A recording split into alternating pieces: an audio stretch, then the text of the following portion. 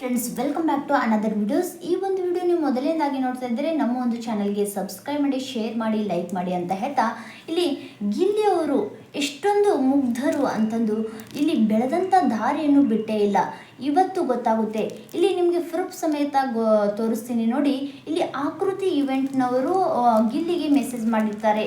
ಇಲ್ಲಿ high sir, ನಾವು ಆಕೃತಿ ಕ್ರಿಯೇಷನ್ ಇವೆಂಟ್ನಿಂದ ಮ್ಯಾನೇಜ್ಮೆಂಟ್ ಕಡೆಯಿಂದ ಮೆಸೇಜ್ ಮಾಡ್ತಾ ಇದ್ದೀವಿ. ಇಲ್ಲಿ ಬೆಳಗಾವಿಯಲ್ಲಿ 22 ಏಪ್ರಿಲ್ ನಾಳೆನೇ ಇಲ್ಲಿ ಇವೆಂಟ್ ಇದೆ. ಅದಕ್ಕೋಸ್ಕರ ನೀವು 30 ನಿಮಿಷದವರೆಗೆ ನೀವು ನಮ್ಮ ಒಂದು ಪ್ರೋಗ್ರಾಮ್ಗೆ ಇವೆಂಟ್ಗೆ ಇಲ್ಲಿ ಗೆಸ್ಟ್ ಆಗಿ ನಾವು ಕರಿತಾ ಇದ್ದೀವಿ. ನಿಮ್ಮ ಒಂದು ಸಂಭಾವನೆ ಎಷ್ಟು ಅಂತಂದು ಗಿಲ್ಲಿಗೆ ಮೆಸೇಜ್ ಮಾಡ್ತಾರೆ. ಆವಾಗ ಗಿಲ್ಲಿಯವರು ಅದನ್ನು ನೋಡಿ, ಹಾಯ್ ಸರ್, 1 ಮಿನಿಟ್ ವೇಟ್ ಮಾಡಿ, ಡೇಟ್ ಹೇಳಿ ಅಂತಂದಾಗ ಇಲ್ಲಿ 22 ಏಪ್ರಿಲ್ 2026 ನಾವು ಬೆಳಗಾವಿಯಲ್ಲಿ ಇವೆಂಟ್ ಇಟ್ಕೊಂಡಿದ್ದೀವಿ. ನೀವು ಹಾಫ್ ಆನ್ ಅವರ್ ನೀವು ಫ್ರೀ ಇದ್ದರೆ ನೀವು ಬಿಡು ಮಾಡಿಕೊಂಡು ನಮ್ಮ ಒಂದು ಪ್ರೋಗ್ರಾಮ್ಗೆ ಗೆಸ್ಟ್ ಆಗಿ ಬರ್ಬೋದಾ ಅಂದಾಗ ಇಲ್ಲಿ ಓಕೆ ಸರ್, ಖಂಡಿತವಾಗ್ಲೂ ಬರ್ತೀವಿ ಅಂತಂದು ಗಿಲ್ಲಿಯವರು ಮೆಸೇಜ್ ಮಾಡ್ತಾರೆ. ಆವಾಗ ನಿಮ್ಮ ಒಂದು ಸಂಭಾವನೆ ಎಷ್ಟು ಅಂತಂದಾಗ ಆವಾಗ ನಿಮ್ಮ ಒಂದು ಕೈಯಲ್ಲಿ ಎಷ್ಟು ಆಗುತ್ತದೆ ಅಷ್ಟು ಕೊಟ್ಟರೆ ಸಾಕು, ನಾನು ಅಷ್ಟು ಇಷ್ಟು ಅಂತ ಹೇಳಲ್ಲ, ಕಮ್ಮಿ ಕೊಟ್ಟರು ಕೂಡ ನಾನು ಪ್ರೀತಿಯಿಂದ ಅದನ್ನು ಸ್ವೀಕರಿಸ್ಕೊತೀನಿ, ತೆಗೆದುಕೊಳ್ತೀನಿ. ಅಷ್ಟು ಇಷ್ಟು ಅಂತಂದು ನಾನು ಯಾವತ್ತೂ ಡಿಮ್ಯಾಂಡ್ ಮಾಡಿಲ್ಲ. ಟ್ರಾವೆಲ್ ಚಾರ್ಜ್ ಮತ್ತು ಫುಡ್ ಚಾರ್ಜ್ ನೋಡ್ಕೊಂಡ್ರೆ ಸಾಕು ಅಂತಂದು ಗಿಲ್ಲಿಯವರು ಹೇಳಿದ್ದಾರೆ. ಇಲ್ಲೇ ಗೊತ್ತಾಗುತ್ತೆ ಗಿಲ್ಲಿಯವರು ಎಷ್ಟೊಂದು ಇಲ್ಲಿ ಅವರ ಒಂದು ಮನಸ್ಸಲ್ಲಿ ಯಾವುದೇ ಥರ ಡಿಮ್ಯಾಂಡ್ ಇಲ್ಲ, ಒಂದು ರಿಸ್ಟ್ರಿಕ್ಷನ್ಸ್ ಇಲ್ಲ. ನಾನು ಈ ಥರ ಫೇಮಸ್ ಆದೆ, ನನಗೆ ಇಲ್ಲಿ ಡಿಮ್ಯಾಂಡ್ ಮಾಡಬೇಕು, ಅಲ್ಲಿಗೆ ಹೋದರೆ ಅಷ್ಟು ಪೇಮೆಂಟ್ ತಗೋಬೇಕು, ಇಲ್ಲಾಂದರೆ ಬೇಡ ಅಂತಂದು ಯಾವುದೇ ಕಾರಣಕ್ಕೂ ಗಿಲ್ಲಿ ಆ ಥರ ಮಾಡೇ ಇಲ್ಲ. ಇಲ್ಲಿ ಏಪ್ರಿಲ್ 22 ಇವೆಂಟ್ ಇರುತ್ತದೆ ಬೆಳಗಾವಿಯಲ್ಲಿ. ಅವ್ರ ಮ್ಯಾನೇಜ್ಮೆಂಟ್ದವರು ಇಲ್ಲಿ ಮೆಸೇಜ್ ಮಾಡಿರ್ತಾರೆ. ಮೆಸೇಜ್ ಕೂಡ ಡಿಸ್ಕ್ರಿಪ್ಷನ್ ಮತ್ತು ಇಲ್ಲಿ ನಂದು ಥಂಬ್ಲೈನಲ್ಲಿ ಹಾಕಿರ್ತೀನಿ.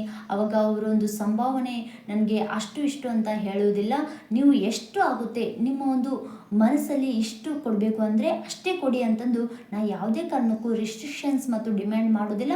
ಊಟ ಮತ್ತು food travelling charge, bus charge ಮತ್ತು ನನಗೆ ಊಟದ ಒಂದು ವ್ಯವಸ್ಥೆ ನೋಡ್ಕೊಂಡ್ರೆ ಅಷ್ಟೇ ಸಾಕು ಅಂದಾಗ ಗಿಲ್ಲಿಯ ಒಂದು ಮನಸ್ಸು ನೋಡಿ ಎಷ್ಟೊಂದು ಮುಗ್ಧ.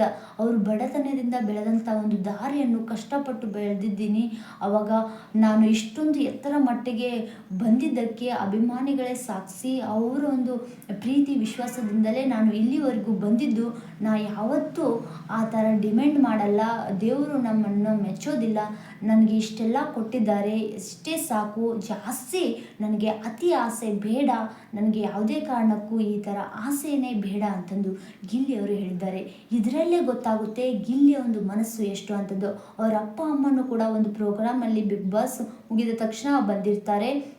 ಒಂದು ಪ್ರೋಗ್ರಾಮ್ನಲ್ಲಿ ಹೋಗುವಾಗ ಅವರು ನೀಟಾಗಿ ಒಂದು ಪಂಚೆ ಶಲ್ಯ ಒಂದು ಅವರು ಹಳ್ಳಿ ಸ್ಟೈಲಲ್ಲಿ ಹೇಗೆ ಬರುತ್ತಾರೆ ಹಾಗೆ ಬರ್ತಾರೆ. ಆವಾಗ ಒಬ್ಬರು ಕ್ವಶನ್ ಮಾಡ್ತಾರೆ, ನಿಮ್ಮ ಒಂದು ಮಗ ಇಷ್ಟೊಂದು ಎತ್ತರ ಮಟ್ಟಿಗೆ ಬೆಳೆದಿದ್ದಾರೆ, ಇಷ್ಟೊಂದು ಹೆಸರು ಮಾಡಿದ್ದಾರೆ, ನೀವು ಯಾಕೆ ಇದೇ ಥರ ನೀವು ಡಿಸೆಂಟಾಗಿ ಒಂದು ಪಂಚೆ ಶಲ್ಯ ಈ ಥರ ಬಂದಿದ್ದೀರ ಅಂದಾಗ, ನಾವು ಕಷ್ಟಪಟ್ಟು ಬದುಕ್ತಾ ಇದ್ದೀವಿ, ಒಂದು ಹೊಲದಲ್ಲಿ ಕೆಲಸ ಮಾಡಿ ಇದೇ ನಮಗೆ ಅನ್ನ ಕೊಟ್ಟಿದ್ದು, ನಾವು ಇವಾಗ ದುಡ್ಡು ಬಂದಿದೆ ಅಂತಂದು ಗರ್ವದಿಂದ ನಾವು ಬೇರೆ ಥರ ನಾವು ಹೊಸ ಡ್ರೆಸ್ ಹಾಕೊಂಡು ಆ ಸ್ಟೈಲ್ ಮಾಡ್ಕೊಂಡು ಆಗೋಕ್ಕೆ ನಮಗೆ ಯಾವತ್ತೂ ಬರಲ್ಲ. ನಾವು ಹುಟ್ಟಿ ಬಂದಂಥ ದಾರಿಯನ್ನು ನಾವು ಎಷ್ಟೇ ಎತ್ತರ ಮಟ್ಟಕ್ಕೆ ಹೋದರೂ ಕೂಡ ಅಲ್ಲಿ ಬಂದಂಥ ಒಂದು ದಾರಿ ನಾನು ಯಾವತ್ತೂ ಮರೆಯೋದಿಲ್ಲ. ನಾನು ಸಾಯುವವರೆಗೂ ಇದೇ ಪಂಚೆ ಶಲ್ಯ ಇದೇ ಒಂದು ಹುಡ್ತೀನಿ ಅಂತಂದು ಇಲ್ಲಿ ಗಿಲ್ಲಿಯವರು ತಂದೆಯೂ ಹೇಳಿದ್ದಾರೆ. ಗಿಲ್ಲಿಯ ಒಂದು ತಂದೆಯ ಒಂದು ಇಚ್ಛೆಯ ಒಂದು ಅವರು ಹೇಗೆ ಇದ್ದಾರೋ ಅದೇ ಥರನಾಗಿ ಗಿಲ್ಲಿನೂ ಕೂಡ ಅದೇ ರೀತಿಯಾಗಿ ಎಷ್ಟೇ ಬೆಳೆದರೂ ಕೂಡ ನಾನು ಎಷ್ಟು ಕಷ್ಟಪಟ್ಟಿದ್ದೀನಿ, ಈ ಒಂದು ಹೆಸರು ಮಾಡೋಕ್ಕೆ ಎಷ್ಟೆಲ್ಲ ಸ್ಟ್ರಗಲ್ ಮಾಡಿದ್ದೀನಿ, ಒಂದು ಹೊತ್ತಿನ ಊಟಕ್ಕೋಸ್ಕರ ನಾನು ಎಷ್ಟೆಲ್ಲ ಅಲೆದಾಡಿದ್ದೀನಿ. ಎಲ್ಲರೂ ಕೂಡ ಇಲ್ಲಿ ಬಂಗಾರ ಮತ್ತು ದುಡ್ಡಿಗೆ ಆಸೆ ಪಡ್ತಾರೆ, ನನಗೆ ಅದು ಬೇಕು ಅಂತಂದು ಹಂಬಲಿಸ್ತಾ ಇದ್ದಾರೆ. ನಾನು ಬೆಂಗಳೂರು ಬಂದ ತಕ್ಷಣ ನಾನು 15 ದಿನಗಳು ಅಷ್ಟು ಕಷ್ಟಪಟ್ಟಿದ್ದೀನಿ. ನಾನು ಗಲ್ಲಿಯಲ್ಲೂ ಬೀದಿಗೆ ಹೋಗು ಒಂದು ಹೊತ್ತಿನ ಊಟಕ್ಕೋಸ್ಕರ ನಾನು ಅಲೆದಾಡಿದ್ದೀನಿ. ಒಂದು ಮನೆಗೆ ಹೋಗಿ ಹಣ್ಣನ್ನು ಕದ್ಕೊಂಡು ತಿಂದುಬಿಟ್ಟಿದ್ದೀನಿ 1-2-3 ಸಾರಿ. ಅಷ್ಟೊಂದು ಕಷ್ಟ ಇತ್ತು. ನನಗೆ ಹಣ ಆಸೆ ಏನೂ ಇಲ್ಲ, ನಾನು ಒಂದು ಹೊತ್ತಿನ ಊಟ ಕೊಟ್ಟರೆ ಸಾಕು ಅಂತಂದು ಅಷ್ಟೊಂದು ಅಲೆದಾಡ್ಬಿಟ್ಟಿನಿ. ತುಂಬ ಕಷ್ಟ ಸ್ಟ್ರಗಲ್ ಮಾಡಿದ್ದೀನಿ. ಆ ಒಂದು ಕಷ್ಟನೂ ನಾನು ಲೈಫ್ ಲಾಂಗ್ ಮರೆಯೋದಿಲ್ಲ. ಅದಕ್ಕೋಸ್ಕರ ನಾನು ಅವ್ರಿಗೆ ಎಷ್ಟು ಇಷ್ಟು ಅಂತ ಏನೂ ಹೇಳೋದಿಲ್ಲ. ಅವರು ಪ್ರೀತಿಯಿಂದ ಎಷ್ಟು ಕೊಡಲಿ ನಾನು ಅಷ್ಟನ್ನೇ ಸ್ವೀಕರಿಸ್ತೀನಿ ಅಂತಂದು ಗಿಲ್ಲಿಯವರು ಹೇಳಿದ್ದಾರೆ. ಇದೇ ಒಂದು ಗಿಲ್ಲಿಯ ಒಂದು ಮುಗ್ಧ ಮನಸ್ಸಿಗೆ ಇಡೀ ಕರ್ನಾಟಕ ಜನರೇ ಇಷ್ಟಪಡ್ತಾ ಇದ್ದಾರೆ. ಅವರು ಕಷ್ಟಪಟ್ಟು ಬೆಳೆದಂಥ ಒಂದು ದಾರಿಯನ್ನು ಯಾವತ್ತೂ ಮರೆಯೋಲ್ಲ ಅಂತಂದು ಗಿಲ್ಲಿಯವರು ಹೇಳಿದ್ದಾರೆ. ಅದೇ ರೀತಿಯಾಗಿ ಅವರ ಒಂದು ಆಸೆಯಾಗೋಸ್ಕರ ಇವಾಗ ಡೈರೆಕ್ಟರ್ ಆಗಬೇಕು ಅನ್ನೋ ಒಂದು ಆಸೆ ಇದೆ, ಸಿನಿಮಾ ಮಾಡಬೇಕು ಅಂತ ಅನ್ನೋ ಆಸೆ ಇದೆ. ಅದನ್ನು ಕೂಡ ಫುಲ್ಫಿಲ್ ಮಾಡಲಿ. ಇವಾಗ ಸಿನಿಮಾ ಆಫರ್ ಕೂಡ ಬಂದಿದೆ. ಇವಾಗ ಗಿಲ್ಲಿ ಅವರು ಜಿಮ್ಮನ್ನು ಸ್ಟಾರ್ಟ್ ಮಾಡಿದ್ದಾರೆ, ಜಿಮ್ಗೆ ಪ್ರಾಕ್ಟೀಸ್ಗೆ ಹೋಗ್ತಾ ಇದ್ದಾರೆ.